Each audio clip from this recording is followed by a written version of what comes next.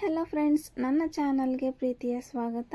ಇವತ್ತು ನಾನು ಶಾವಿಗೆನ ಬಳಸ್ಕೊಂಡು ಶಾವಿಗೆ ಪಾಯಸ ಮಾಡ್ತಿದ್ದೀನಿ. ಮದುವೆ ಮನೆಯಲ್ಲಿ ಎಲ್ಲ ಎಷ್ಟು ರುಚಿ ಇರುತ್ತೆ ಅಲ್ವಾ, ಸ್ವಲ್ಪ ತಿಂದ್ರಷ್ಟು ತುಂಬ ಟೇಸ್ಟಿ ಇರುತ್ತೆ.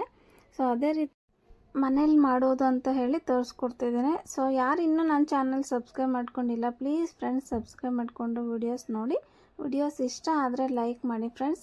ತುಂಬ ಅಂದರೆ ತುಂಬ ಟೇಸ್ಟಿಯಾಗಿರುತ್ತೆ. ಮಕ್ಕಳು ಎಲ್ಲ ತುಂಬ ಇಷ್ಟಪಟ್ಟು ತಿಂತಾರೆ. ತುಂಬ ಕಡಿಮೆ ಸಮಯದಲ್ಲೂ ಸಹ ಆಗುತ್ತೆ. ನೋಡೋಣ ಹೇಗೆ ಮಾಡೋದು ಅಂತೇಳಿ. ನೋಡಿ ಎಷ್ಟು ಚೆನ್ನಾಗಿ ಸಾಫ್ಟಾಗಿ ಬಂದಿದೆ ಅಂತ ಹೇಳಿ. ತುಂಬ ಅಂದರೆ ತುಂಬ ರುಚಿಯಾಗಿದೆ ಪಾಯಸ. ನಿಮ್ಮ ಮನೇಲಿ ಸ್ವೀಟ್ ಯಾರು ಇಷ್ಟಪಡ್ತಾರೆ ಅಂತ ಹೇಳಿ ಕಮೆಂಟ್ ಮಾಡಿ ತಿಳಿಸಿ. ನಾನೀಗ ಒಂದು ಪ್ಯಾನ್ ಬಿಸಿಗೆ ಇಟ್ಕೊಂಡಿದ್ದೀನಿ. ಅದಕ್ಕೆ 3 ಸ್ಪೂನ್ ತುಪ್ಪ ಸೇರಿಸ್ಕೊಂಡಿದ್ದೀನಿ. ನಿಮಗೆ ತುಪ್ಪ ಬೇಡ ಅಂದರೆ ಆಯಿಲ್ ಬೇಕಾದರೂ ಸೇರಿಸ್ಕೊಳ್ಳಿ, ಬಟ್ ತುಪ್ಪ ಸೇರಿಸ್ಕೊಳ್ಳೋದ್ರಿಂದ ತುಂಬ ರುಚಿ ಇರುತ್ತೆ.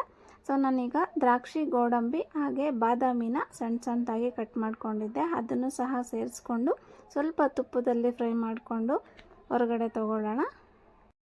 ದ್ರಾಕ್ಷಿ ಗೋಡಂಬಿನ ಸ್ವಲ್ಪ ಗೋಲ್ಡನ್ ಕಲರ್ ಬರೋ ತನಕ ಫ್ರೈ ಮಾಡ್ಕೊಳ್ಳಿ. ನೋಡಿ ಈಗ ಆಗಿದೆ ಇದು. ಇದನ್ನು ಒಂದು ಬೌಲ್ಗೆ ಸೈಡ್ಗೆ ತಗೊಳ್ಳೋಣ. ನಿಮಗೆ ಹಾಲು ಇಷ್ಟ ಇದ್ದರೆ ಹಾಲನ್ನು ಸೇರಿಸ್ಕೊಂಡು ಮಾಡ್ಕೊಳ್ಳಿ. ನಿಮಗೆ ಹಾಲು ಇಷ್ಟ ಇಲ್ಲ ಅಂತಂದರೆ ಡೈರೆಕ್ಟಾಗಿ ನೀರು ಸೇರಿಸ್ಕೊಂಡು ಸಹ ಮಾಡ್ಕೋಬೋದು. ಬಟ್ ನಾನಿಲ್ಲಿ ಹಾಲನ್ನು ಸೇರಿಸ್ತಾ ಇದ್ದೀನಿ. ಕಪ್ ಮೆಜರ್ಮೆಂಟಲ್ಲಿ ನಾನು ತೊಗೊಂಡಿದ್ದೀನಿ. ನೋಡಿ ನೀರು ಮತ್ತು ಹಾಲು ಎರಡೂ ಸೇರಿಸ್ತಾ ಇದ್ದೀನಿ. ಬಟ್ ಹಾಲು ಕಾಯಿಸಿಲ್ಲ, ನಾನು ಈಗ ಹಾಲನ್ನು ಕಾಯಿಸ್ಕೊಳ್ತೇನೆ. ಹಾಲು ಕಾಯಿಸ್ಬಿಟ್ಟು ಬೇಕಾದರೂ ಸಹ ನೀವು ತೊಗೋಬೋದು. ನೋಡಿ ನಾನು ಈ ಕಪ್ಪಲ್ಲಿ 1 ಕಪ್ ಹಾಲು ಮತ್ತು 1 ಕಪ್ಪು ನೀರನ್ನು ತೊಗೊಂಡಿದ್ದೀನಿ. ನಿಮಗಿನ್ನ ನೀರು ಜಾಸ್ತಿ ಬೇಕಂದರೆ ಜಾಸ್ತಿ ತೊಗೊಳ್ಳಿ. ಹಾಲು ಮತ್ತು ನೀರು ಚೆನ್ನಾಗಿ ಕುದೀತಾ ಇದೆ. ಈ ಟೈಮಲ್ಲಿ ಶಾವಿಗೆನ ಅದೇ ಕಪ್ಪಲ್ಲಿ ನಾನು ಶಾವಿಗೆನ ತೊಗೊಂಡಿದ್ದೀನಿ. ಇದು ಹುರಿದಿರುವಂತಹ ಶಾವಿಗೆನೇ. ಶಾವಿಗೆ ಹುರಿದಿಲ್ಲ ಅಂತಂದರೆ ಒಂದು ಸಲ ನೀವು ಶಾವಿಗೆನ ಹುರ್ಕೋಬೇಕಾಗುತ್ತೆ. ನೋಡಿ ಇದನ್ನು ಲಿಡ್ ಕ್ಲೋಸ್ ಮಾಡಿ ಒಂದು 5 ಮಿನಿಟ್ಸ್ ಹಾಗೆ ಬಿಡೋಣ.